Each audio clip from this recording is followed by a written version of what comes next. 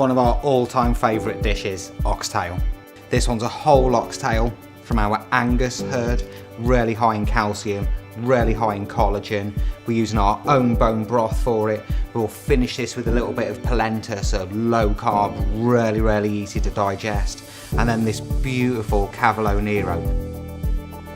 We're just coming to take the last couple of slices off this oxtail.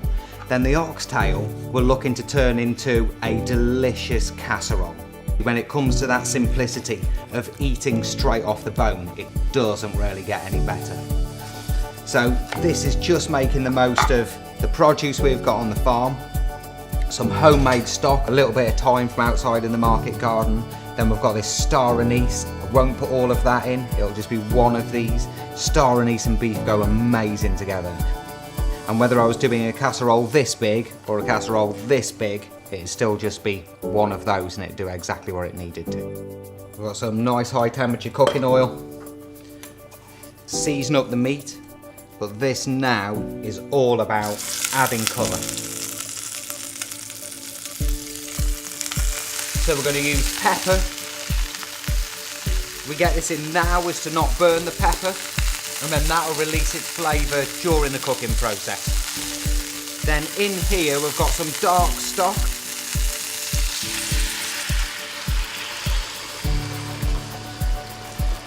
So we're going to add the star anise that we've already spoke about. Just drop that in. Going with a sprig of thyme, oh, that does smell absolutely phenomenal. Yeah, you can use dried thyme, but I think when you've got fresh herbs, there's nothing quite like it.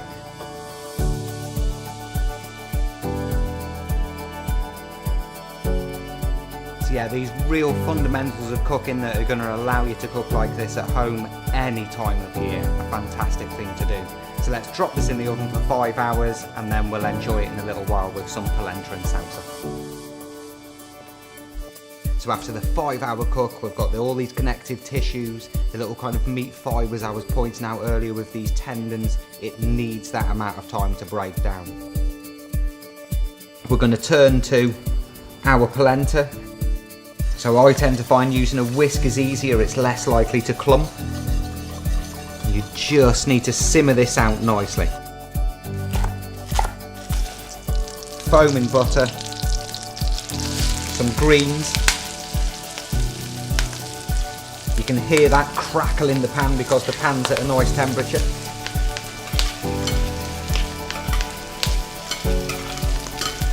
So I think the next thing for us to do is use our nicely seasoned polenta and Cavolo Nero and plate up.